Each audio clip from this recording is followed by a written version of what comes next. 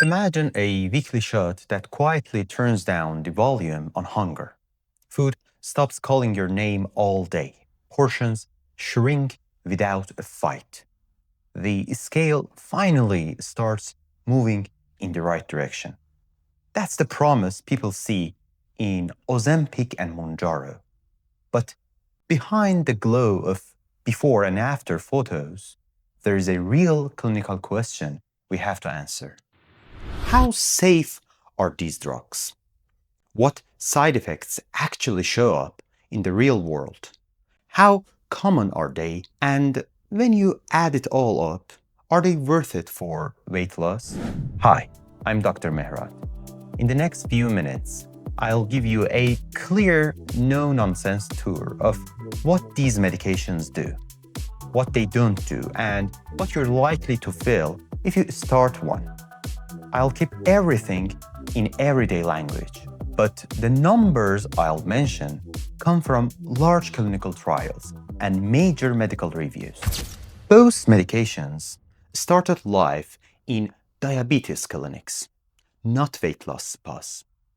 Ozempic is semaglutide, a GLP-1 receptor agonist. Mounjaro is Tirzepatide, which hits both GIP and GLP-1 receptors. That dual action is one reason it tends to be a little stronger for weight loss. They work by amplifying natural I'm full signals, slowing the stomach's emptying, and cleaning up the insulin response after the meals. Translation, you feel satisfied with less.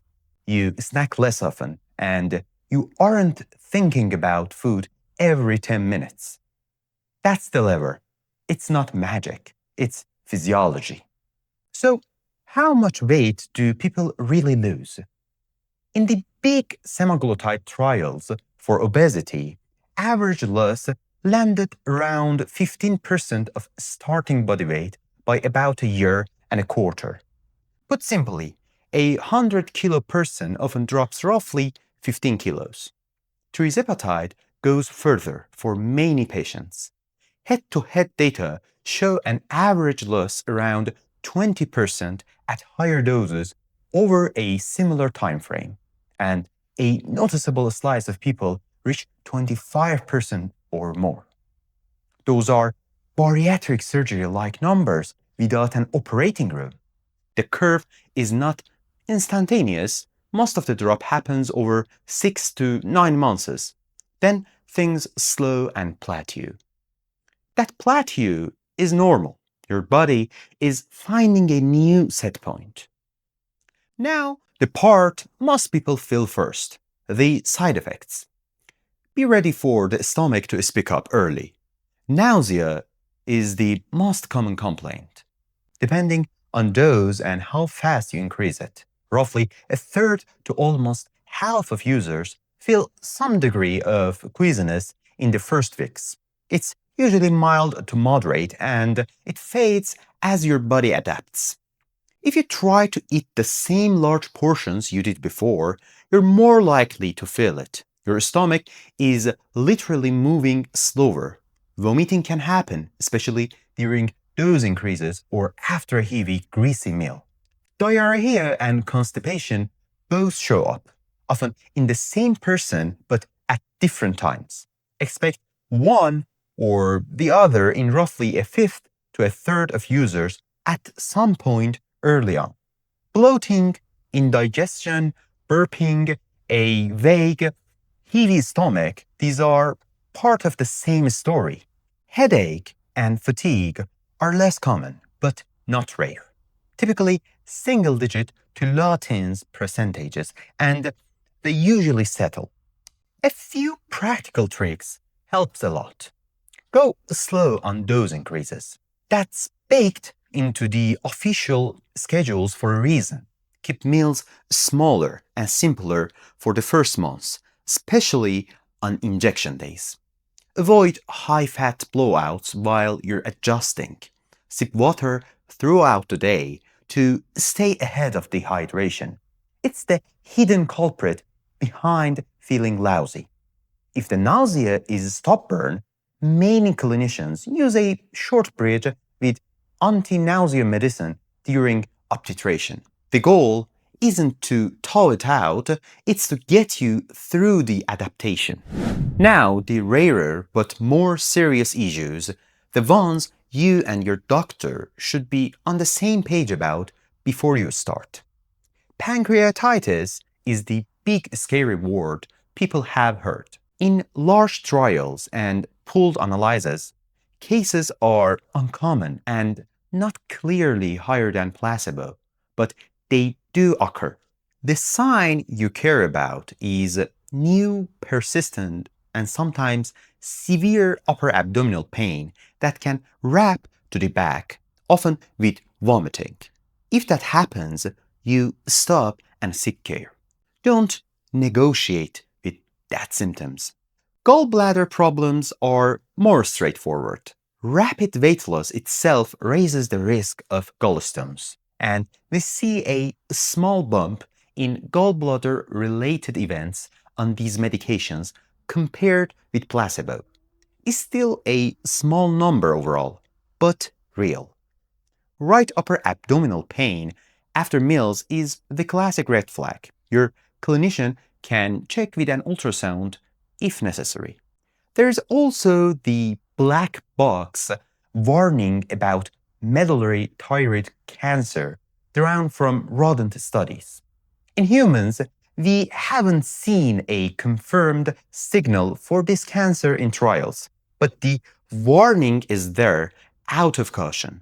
If you have a personal or family history of medullary thyroid carcinoma or MEN type 2, these drugs are off the table. For everyone else, well, report any new neck lump, persistent hoarseness, or trouble swallowing, and your clinician will decide if it needs a workup or not. Diabetic eye disease can temporarily flare when blood sugar improves very fast. That's most relevant if you have long-standing diabetes and retinopathy. Kidney stress can happen if nausea or diarrhea leads to dehydration. It's largely preventable with fluids and paying attention to how you feel. Very rare allergic reactions are possible with any injection. There's also a mild average rise in resting heart rate for some people, usually not clinically important, but something we keep an eye on. Two safety notes people don't always hear. First, tell your surgeon and anesthesiologist if you're on these medications, because stomach emptying is slower. Standard fasting times may not be enough. Many centers now recommend holding the drug before planned anesthesia to reduce aspiration risk. Second, if you take pills that are sensitive to timing or absorption, like thyroid hormone is the common one, your prescriber or doctor may tweak how and when you take these medications, because the digestive pace is different on a GLP-1 agonist. With that landscape, how do Ozempic and Mounjaro compare in day-to-day life? Well, first, let's talk about the mechanism. Semaglutide hits the GLP-1 receptor. On the other hand, Tirzepatide hits GLP-1 and GIP receptors. Second, the efficacy. Well, Tirzepatide usually wins by a clear margin at top doses. What about tolerability? Well, surprisingly, they are similar. Rates of nausea and diarrhea are close between the two in head-to-head data. Semaglutide shows a bit more vomiting, and gallbladder issues pop up slightly more often with semaglutide in some datasets. But the reality in clinic is personal. Some people sail on semaglutide and struggle on tirzepatide, and vice versa. Let's answer the question you probably came for. Should you use one of these for weight loss? Here's the honest clinical answer. If you have obesity or you're overweight with weight-related conditions like hypertension, prediabetes or diabetes, sleep apnea, fatty liver, these medications can be life-changing. The degree of weight loss they produce has ripple effects across nearly every risk factor you care about. Blood pressure, glucose, triglycerides, inflammation, joint load, sleep quality, all of this.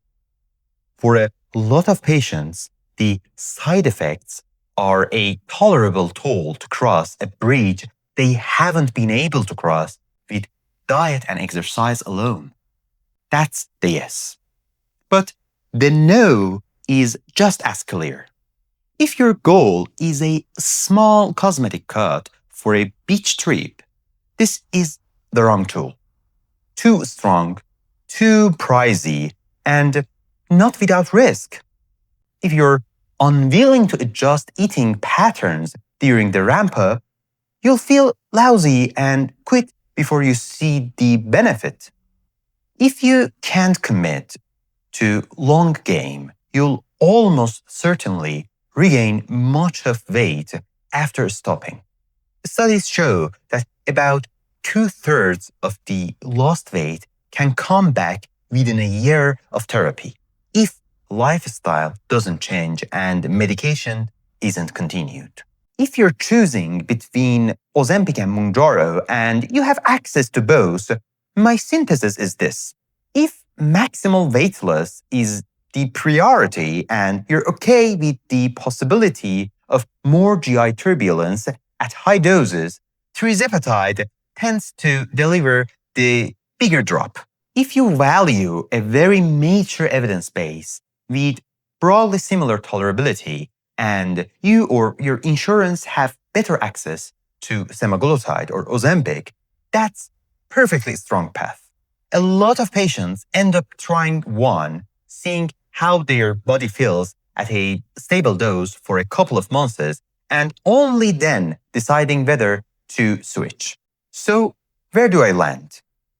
If you meet medical criteria and you've struggled with weight despite reasonable attempts, these medications are absolutely worth a serious conversation with your clinician.